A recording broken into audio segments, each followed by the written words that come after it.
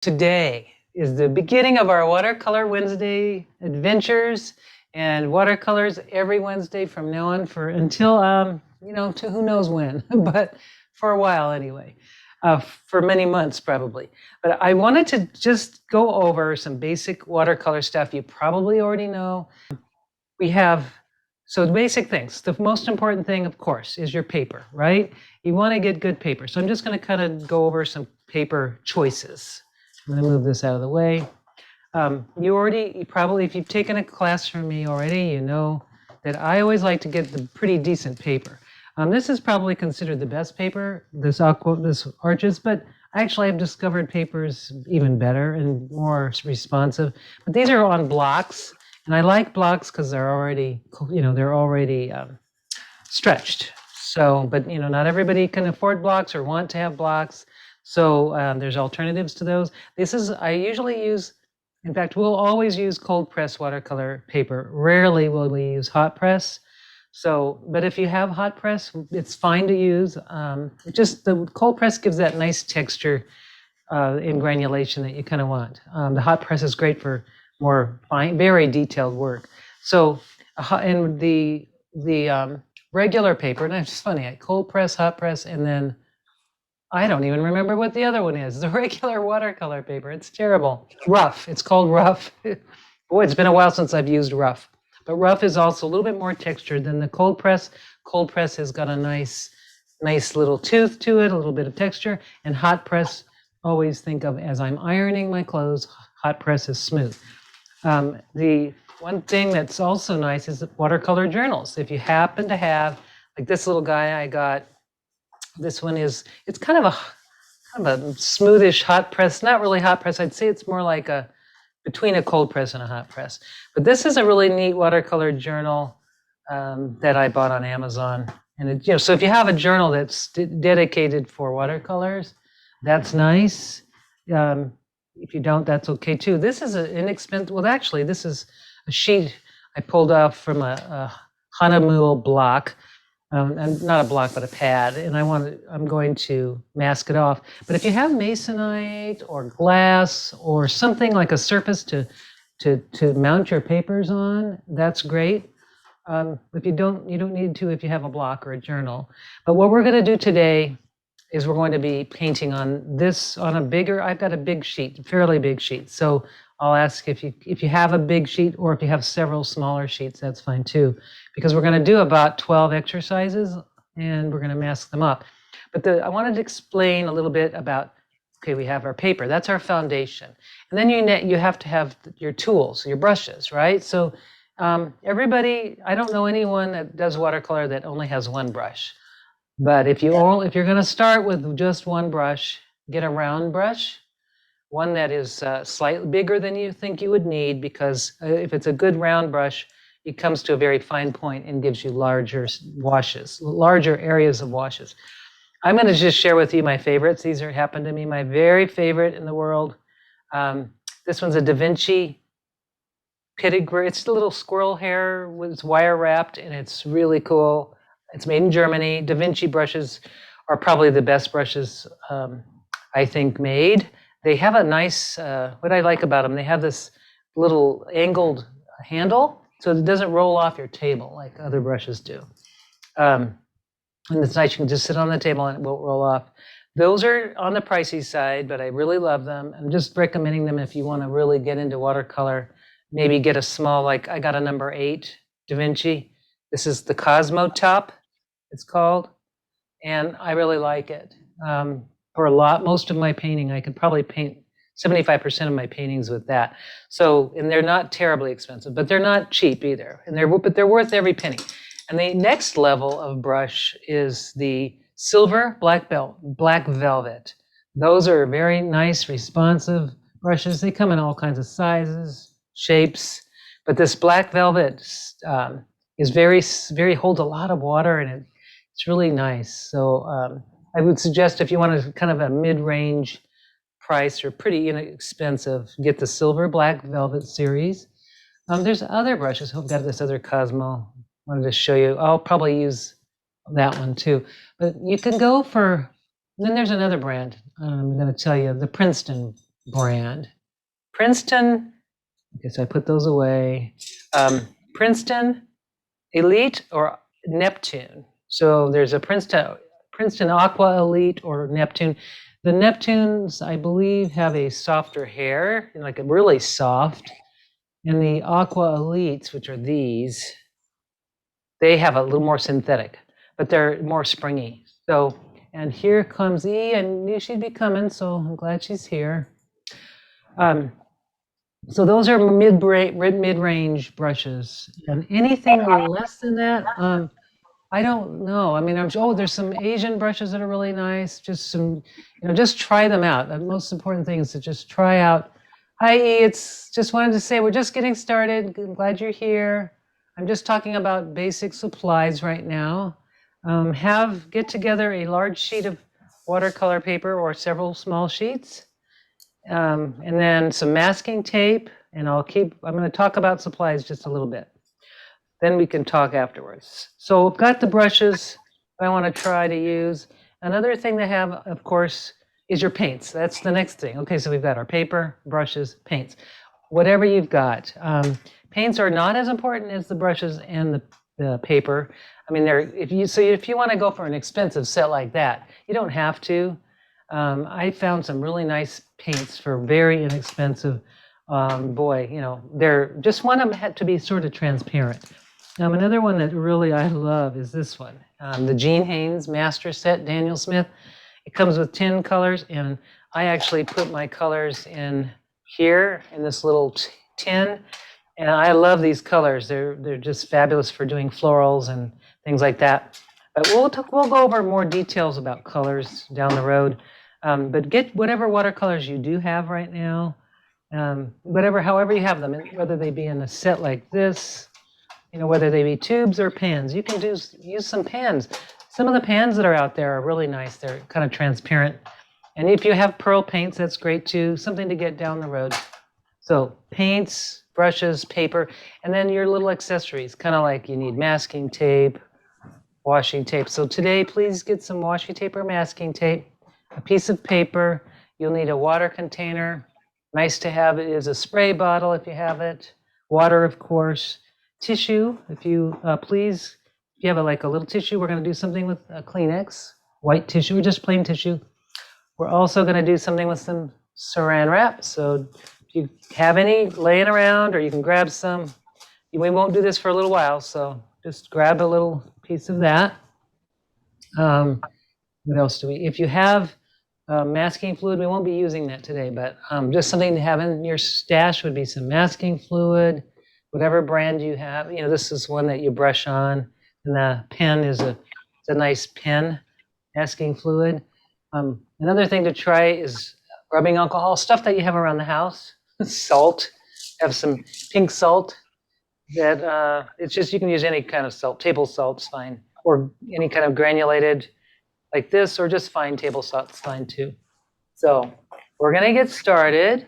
Another thing is a little brush rest. If you happen to have a brush rest, like something that you've made, or you have something to keep your brushes so they're not rolling all over the place, a little palette, whether it be a dish, a ceramic dish, anything like that to mix your colors in, and a rag. You need something like not a cotton rag, but I use these little microfiber rags.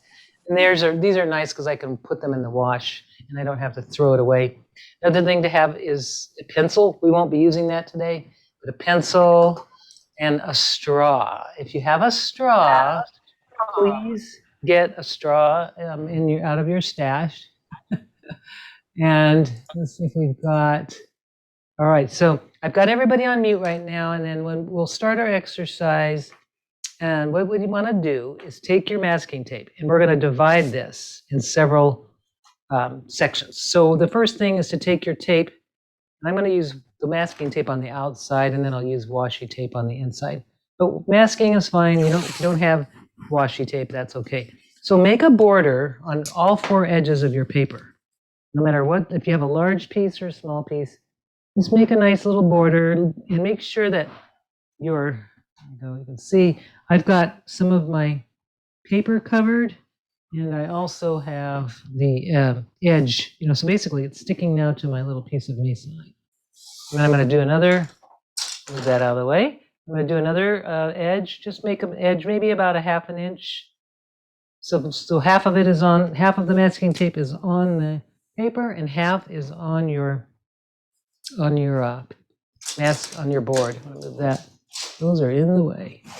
Okay, so just go ahead and edge your paper on all four sides. If your paper tends to bow a lot, we're not going to get everything that wet, but we could stretch our paper, and that's something I'll show you how to do when we do something that's really wet. We will have some wetness here, but we're not concerned about the wrinkling part.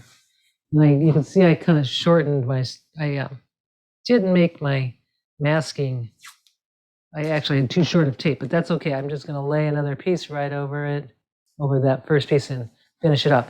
Now, get those edges, especially on the side of the paper, nice and smooth down so the paint does not leak through. And what I'm going to do is I'm going to use my washi tape so you can kind of see what I'm doing. It's harder to see with the masking. But you want to take a piece and just eyeball it. You don't have to be precise, but just divide it in half. Divide your paper in half, a piece of tape, like that. And then divide it in half again, like we've got a little window thing going here. A ruler, if you wanted to measure, that would be okay. If you wanted really nice squares or nice grid, but I'm not going to do that. I'm just going to let it happen.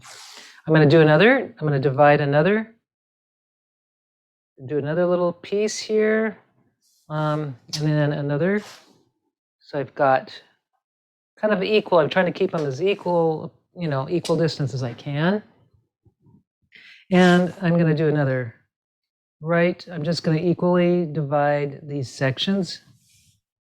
And now I've got, I don't know how many you've got, but I wasn't intending to have that many sections, but it's okay. Whatever you've got, I've got 12 sections, it looks like, right?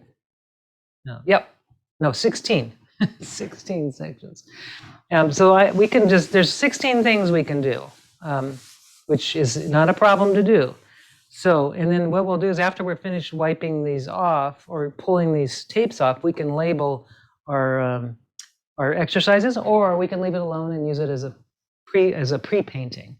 So the first thing I want to show you is just your basic watercolor kind of techniques, or what we call basics, just your watercolor basics. First thing is we call this, it would be wet on dry. And this is just what this means. And I'm just going to pull out it's one of my favorites. This has every color known to man. You can see I have like every color right here. It's crazy. Sometimes it's fun to do that, or if you have a limited palette, maybe I should do that. Limited. Let me just try to limit myself just a touch. Move that out of the way. I'm just going to get this paint. This kit I have not used in a long time, so it needs I need to remember what I have there. And that's what's great about doing this exercise. If you have some paints you haven't tried, or you want to just kind of revisit, this is a good exercise to do that with. So now I've got my palette, got some water, and we've got someone waiting. Let's see who's in. I don't see. Oh, somebody named Kim. Oh, Kimberly? Okay. We have to give her a second to come in. Welcome, Kimberly. We just got started, and welcome to our first Watercolor Wednesday.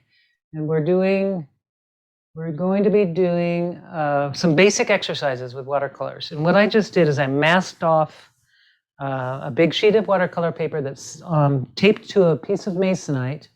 I've got this piece of masonite here, and I've masked off a bunch of sections. If you don't have a lot of paper, if you have smaller sheets, let's say you have little pieces, just mask off little sections so you have little areas to work with. So you don't have to do it on this large piece, you can do it on smaller pieces.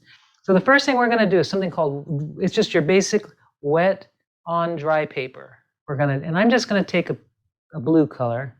This brush is probably too big for that. I'm just playing with my brush. And get your favorite brush out or one that you haven't tried before and just try it out.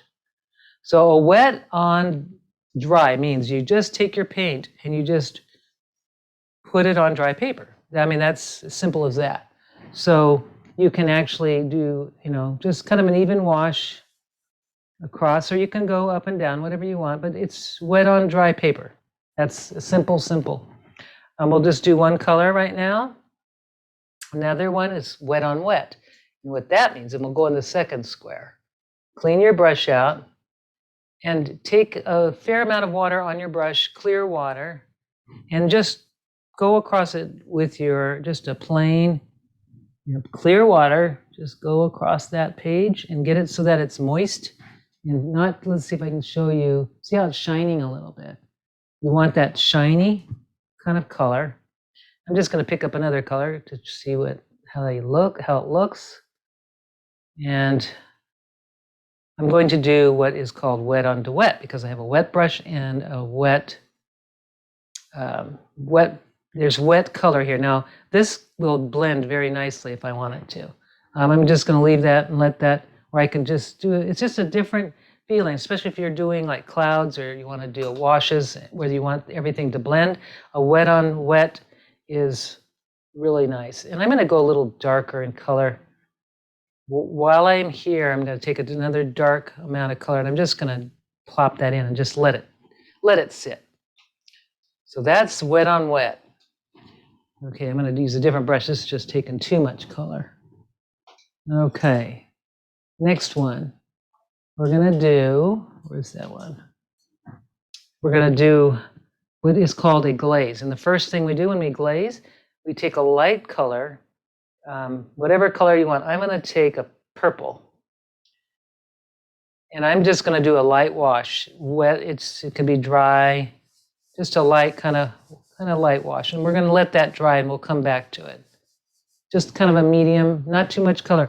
You can see how much puddling I've got on this thing, on this green. I'm going to just show you a little trick that you can do. If you have too much puddling and you just think, oh no, that's crazy, I don't want that. You can take a brush, dry it completely out, like just pull all the water out, and then just go along the side, and you can actually siphon up the color just by touching it. You can see what I'm doing here? I'm just siphoning it up. It basically acts like a straw, the brush does, when you remove the color or remove the water. And then I could actually, now I see that was just so puddly. So I needed to soften that. But you can do that at any time while it's still wet. Right now we have some really nice light washes going on here.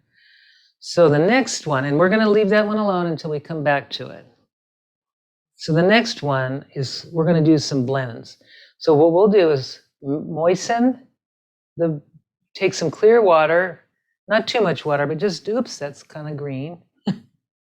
Try to get it clear, clean your brush good, and just lay down some water. And then take two colors that you want to try, that you want to have blend with each other. Just see what happens. Like I'll try a red color. I'm going to just try, and I'm going to put it on one. Let's start with the left side. I'm putting it on one side, about halfway there. And then I'm going to take a blue and see what happens. And now I'm going to take that blue and I'm going to bring it towards the center. And once it meets, I'm just going to let the water do the mixing. I'm just going to let that sit, even though I'm tempted to brush it. But really don't. Let that water kind of blend it. And it will, as it dries, it's going to start merging into each other. So just let that sit. And if this is dry enough, it is. If your last one is dry enough, we can do a glaze.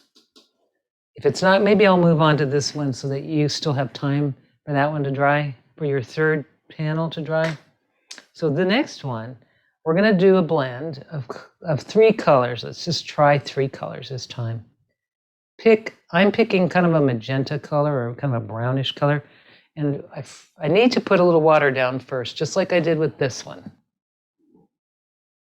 A little bit of water until it's kind of shiny-ish, but not too wet, not to where it's dripping puddly wet, but just a nice sheen. And I'm going to put some, it looks like an alizarin crimson. I'm going to just, oh, that's more of a rusty color. I don't know what color that is, but it's pretty.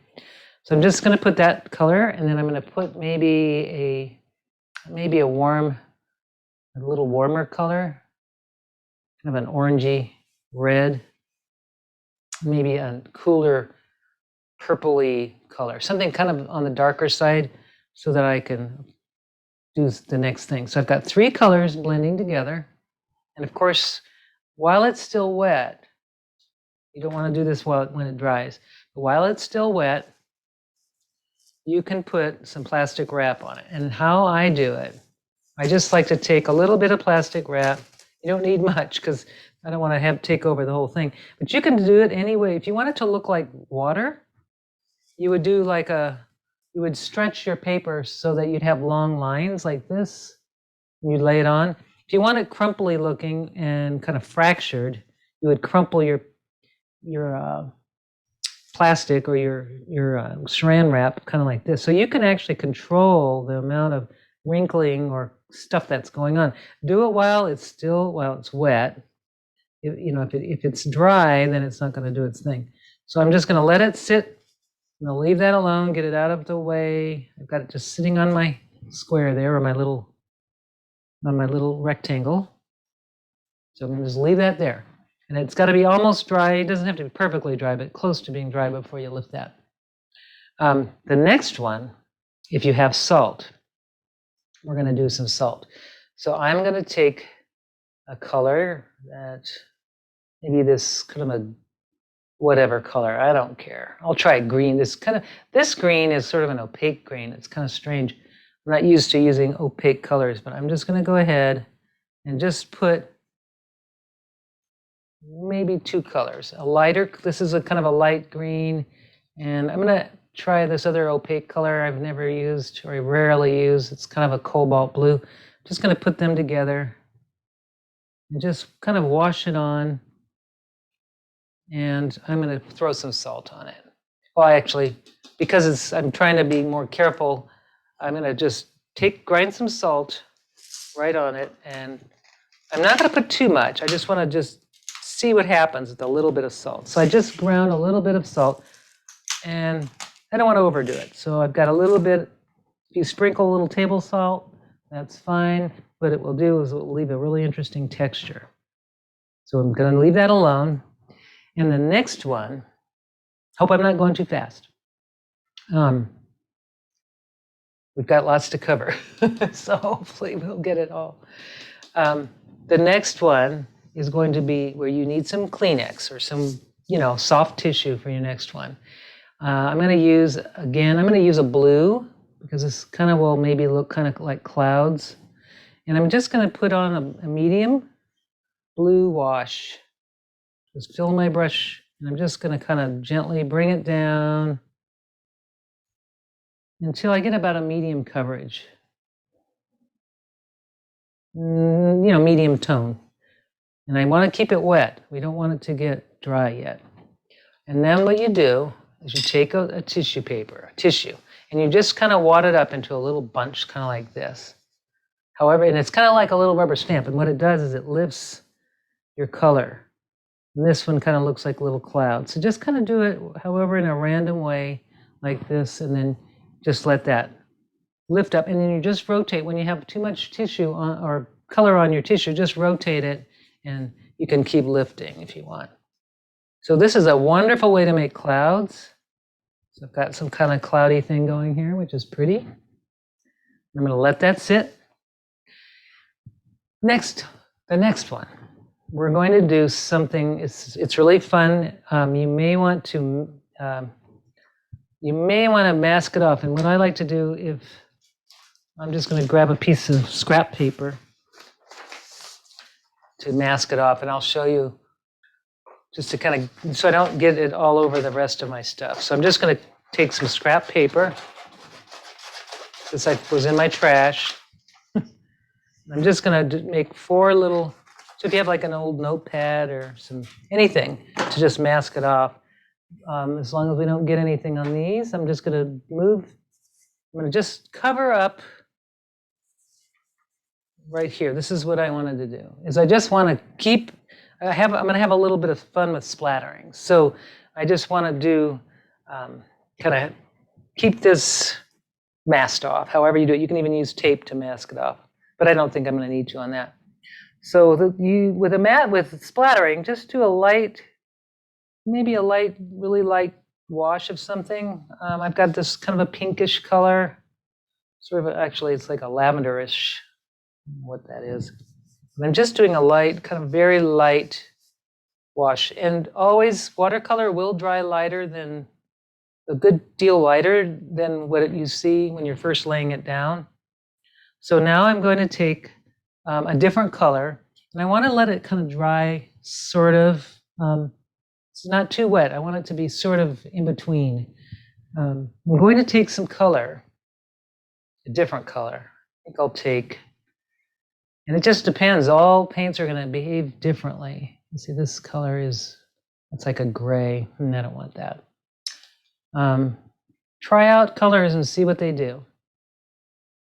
I'm going to just use this red. It's like that beautiful rusty red color in my set. And I'm picking up a good amount. It's going to be a little much darker than the pink that I have.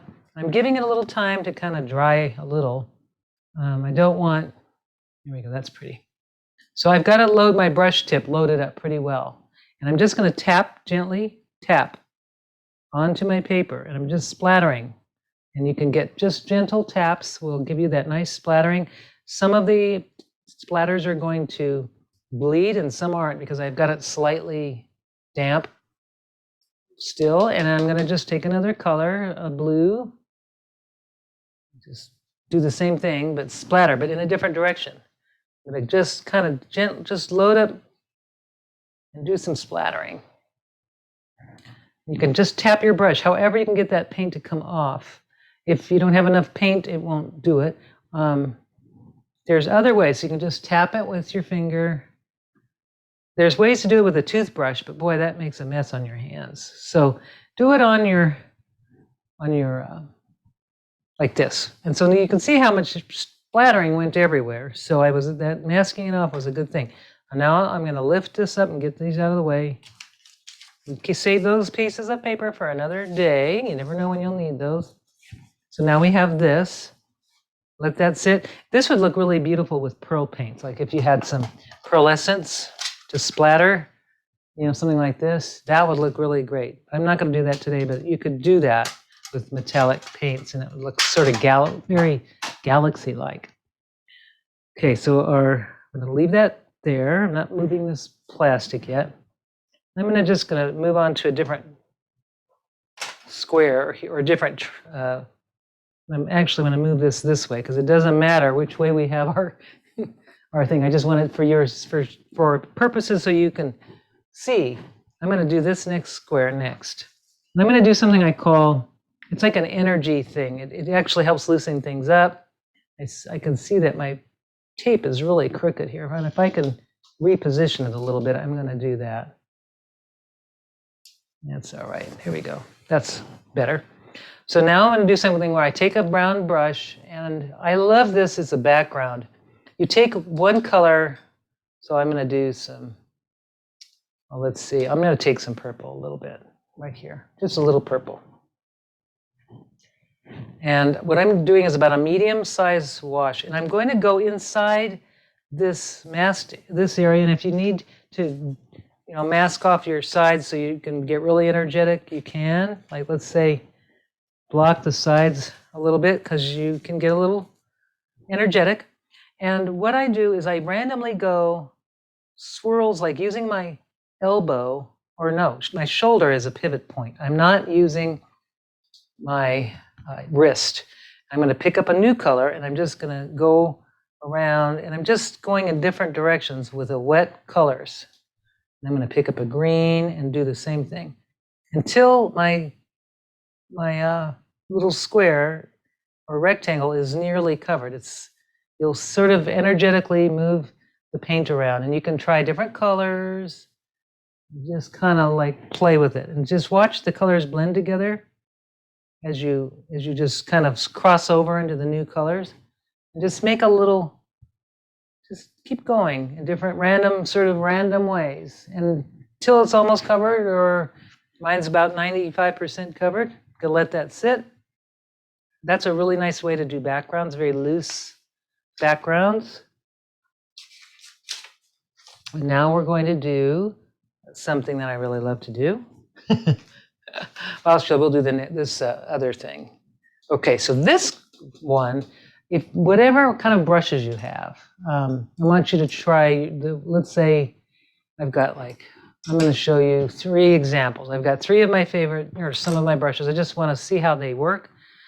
So I'm going to do something. I'm going to take some color, and I kind of see that I have a lot of blues, so I might do an orangey color on this one, some warm colors. Try to just pull out any color from your palette. And I'm going to take I'm going to do a horizontal. I'm going to try to make a very fine line with my brush and then press down and lift. Just going to try and give my brush I want to see how it works. So I'm just going to do a light, and then I'm going to press down and pick it up and press down.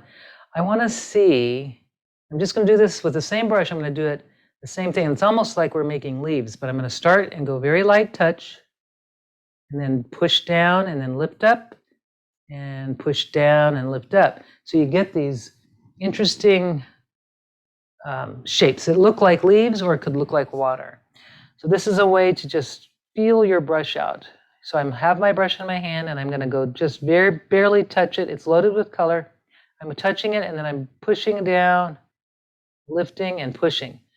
Now this is you need to have your brush filled with water and color. You don't want it dry. You want it as filled as you can. I'm going to do one more time where I'm taking my brush, starting out very little fine line, push down, lift up, and push down.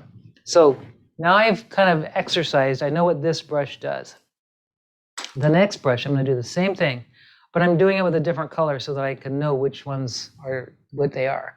This brush I know requires a lot more color. So I'm going to do this one with a different color just so I can see. It's a little more of a purpley brown color.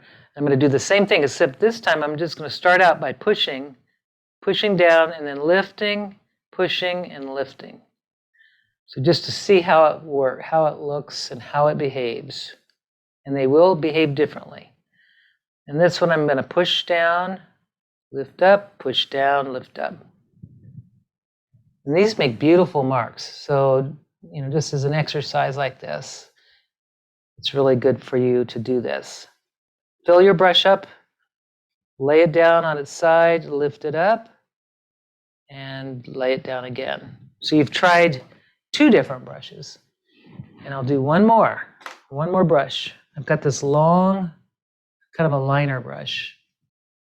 And I'm going to try it with a different color. I think I'll do a brown. I haven't tried any brown. I always stay away from browns for some reason, but I'm going to do brown.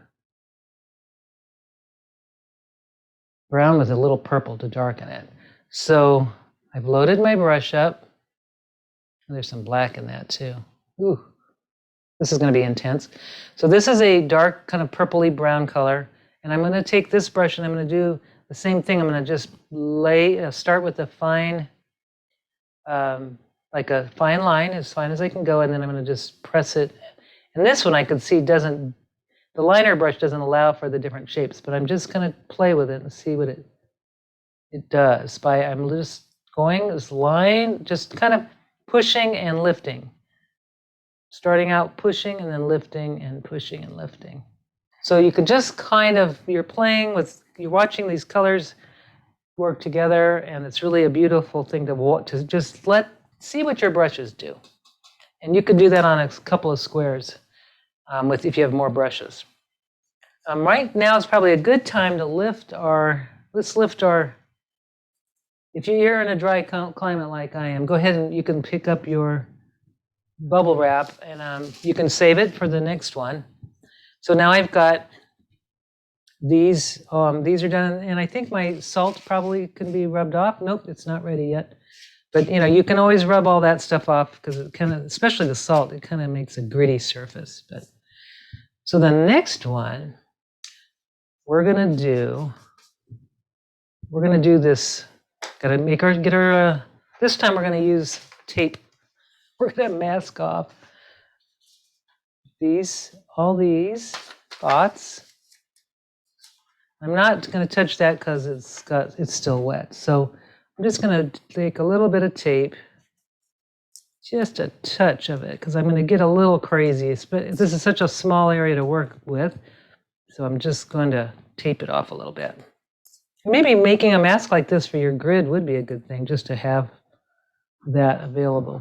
And I was gonna do it on this, but I don't really want to dab off that beautiful color. So that's okay. I'll leave it there.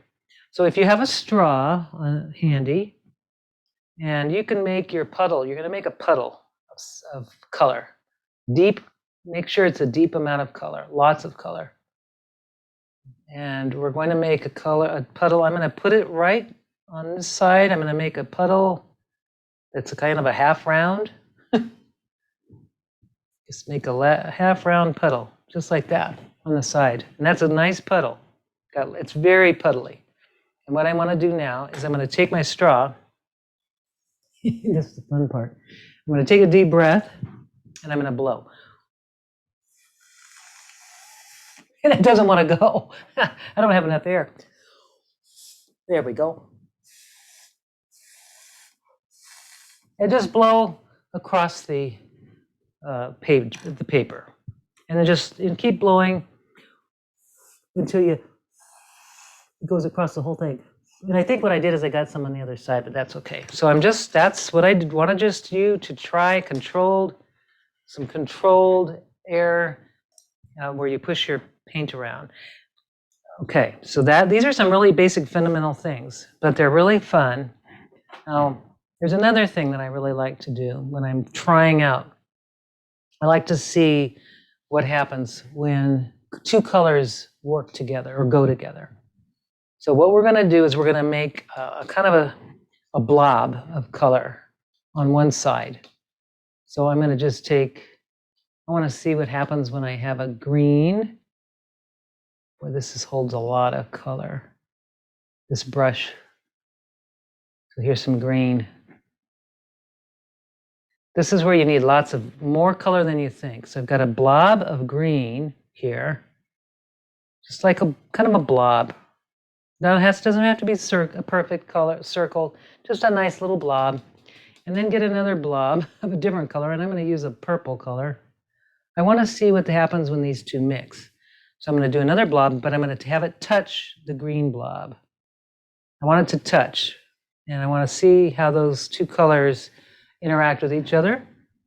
And then I'm going to go make a third blob, and I want to see how these colors interact. So I'm going to take a blue color and take anything out of your palette, and remember what they were. I'll do a third blob, and I'm going to have it go right into my second one, and I just want to see what happens. Okay, so you can actually do the same. Make these little blobs, and what they're gonna do is interact with each other. I'm gonna take this paint here, so I know this one really well. I'm gonna take some aqua color, and I'm gonna take a blob. I'm just gonna start here, and I'm gonna bring it and have it touch these blobs here. So that's another color.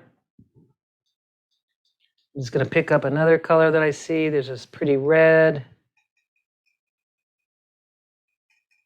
And I'm going to do the same. Well, as long as I have the wet blobs, I can keep going wet blob into wet blob. Here, I'm going to just do the same thing. I'm going to bring my blob and I just have it kind of touch where it's wet. If it's dry, don't bother touching it. Okay, try another color.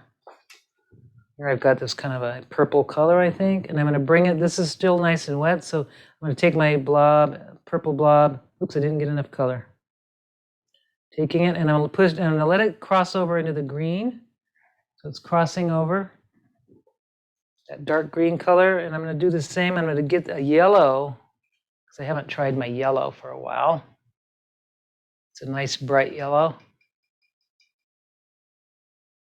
And I'm going to take that yellow, start it in the corner, and then I'm going to touch the green blob with it. And I'm going to let those colors just merge. And I think I'm going to leave those blobs just like they are because I want to see how they dance together. I think that they're, you just kind of let that dry. It's going to be totally different when it's dry. So I'm trying to think of another one we can do because we've got 4 more we can fill, or we don't have to fill them. The glazing. I wanted to go back to this one. So what glazing means is you have a light color or one color, and then you're going to lay another color over it. So with this one, I have a purple. So I'm going to it's a very light purple color. I'm going to take a green color, just a kind of a mishmash of what I already had. It's kind of a green. I think that's the Cascade green, which is such a beautiful blue green. And I'm going to lay another glaze. I'm just going to glaze right over it. But I want to leave a little bit of that purple underneath so I can remember what my first color was. So just a light color, but leave just a little bit so you can see what your glaze is. We can do another layer, but I just want you to see that. So we've got that glaze here. And now what we can do is we can try some more blends. I love what's happening here. If anyone has a thought about these, if you have any ideas, I know. I'm going to do let's do some simulated water. How we can make simulated water. Get your wrap, your bubble wrap, and get some color like that you would use for an ocean, like indigo or turquoise, and get some color, lay down some serious color. So we've got, oops, there it is. We've got this indigo here. I want to keep it wet. I don't want it to get dry. So I've got indigo, and then I'm going to get a nice turquoise. This is a phthalo turquoise. It's nice and it's beautiful color. And then I'll put a little more indigo right at the bottom here. So I've got these beautiful colors that are going to just look pretty together and make it nice and intense because this is a water. We're going to try to get a water effect. So nice and dark. And then what we're going to do is take our wipe, or not our plastic, and stretch it across, like to make lines, so stretch it across and lay it down, but stretch it across instead of wrinkling it. Just have it go in one direction. So I'm having this go in a horizontal. I'm kind of bunching it up a little bit, and it's all going in one nice direction. So I'm just going to let that sit for just a few minutes. I'm going to move this out of the way. It's going to be fun. And we can also let's do a very dark wash with dark colors. So however we do that, let's see if you have a black, or if you have, black is kind of ugly. Maybe indigo or a dark purple, or a combination of both. But you'll just want a lot of color when you do this. You want the light to not want to come through, almost. So we're going to go really dark. So this isn't dark enough, but I'm just going to lay my first color down, and I'm going to try to get a little bit darker. Very intense, and you want to just see how dark you can go. And then what you might want to do is just we'll do a graduated wash next, but this is kind of a graduated wash. You can see I have it much darker in one corner, but that's not, we'll do that next. I'm going to try to get some darker tones here. Just want a really nice dark wash with a couple of, maybe just one color, and just see how dark you can get it before it starts to, and try to get it as even as you can by just taking your brush and gently moving across the page. So it's pretty dark. It's almost black, but I didn't use the color black. I used a purple and a dark blue, indigo color. And the next one is, we're going to do a graduated wash. Now I have a little blob here, and that's all right, no big deal. But there are ways, if you wanted to try to lift color up, if you make a boo-boo, you can actually go with your wet brush And I'm just kind of taking my wet brush and I'm taking a rag and I'm not rubbing. I'm just going to gently blot up and see if I can soften that. Some paints are very staining and some are very, aren't staining. So, that one did sort of minimized it, but it didn't take it all the way up. So now we're going to do a graduated wash. Pick any color. Pick a color that you've never used before. I'm going to try something weird. I'm going to try this undersea green. It's very dark. And what you want to do first is lay down just a little bit of water throughout the whole thing. Just a little bit of water. Okay. And just take a color and really load your brush up with it. Nice, dense amount of color. Start at the top and do maybe 3 passes across and maybe hit it again with some more color because this one isn't dark enough. So I'm going to do it again. I'm just going to go up here with some color. And now I'm going to take a little water and I'm just loading my brush up with water only. I'm just going to drag it down. And that's how you do a graduated wash. You just load it with water from the dark dense and then load it with water and then just drag the rest of the color down. That's what that is. And then we have one more, and we have one more little exercise. If you want to try glazing again with a different color, just another glaze it like a light color and just drag it over just to see, what happens when you put color over color after it's dried. That's what we call glazing. And just let it kind of do its thing. I don't have masking. I do have masking fluid, but we don't have time to do the masking thing. But let's do another blotting, like another blotting type. So we're going to take, or color lifting. So I'm going to take some purple or red or any color. I'll just do this. It's called shadow violet. I'm just going to put some color down. This is a very neutral kind of color. I'm just dragging my brush across. This is always good to just play. This is great exercises. If you're ever going to do a big painting, this is a great way to just kind of get used to the colors, see what you love, what colors work together, what colors don't, what colors look muddy. And some colors blend real easy together and some kind of resist each other. It's really interesting. So I've just done a little, like a medium wash here. And now I'm going to take my tissue and do a little bit more with my tissue. This time I'm going to kind of guide it. I'm going to just stretch it out a little bit. So I'm making kind of long streaks. And I'm going to do the same thing. I'm going to blot, but it's a different way. See how I just made a cloud? It's like the perfect cloud. And I'm going to just blot it a little bit more, and I'll do one more. I'm going to turn it over and keep that long, make it long and horizontal. So now I've got these beautiful lifted areas that look to me just like clouds. And that's an easy cloud. So there we've got those. And now let's see when we reveal. Now, if we have time, I hope that this one's dry enough, this little guy down here. Let's see. Let's lift up yep, it's nice. It's dry enough anyway. It's not perfectly dry, but now is the time to reveal and see how, I'd like it to be perfectly dry, but it's not, but it's okay. I'm going to lift my tape and we can see how our little grids look. Just pick up your tape. And now you've got this incredible, fun little grid, which you can do more things with. Or if you want to put tape, leave the tape on and we can do more stuff. But I think it just looks so neat when you take off the tape. It makes a huge difference. I'm just going to take off. And the washi tape holds a much sharper edge than the masking tape, I'm finding. No matter what I've tried, different masking tapes, they just don't hold the sharp edge as well as the washi tape.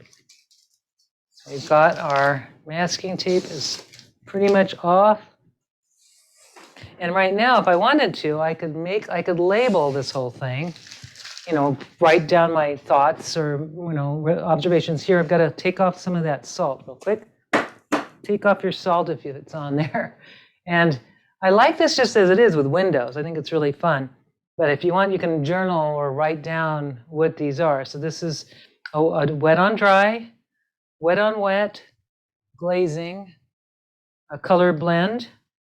This one was plastic wrap, wrinkled, salt, tissue blotting with like bunched up, spattering, energetic, whatever that is, brush, trying different pressures, brush pressure, I would call that.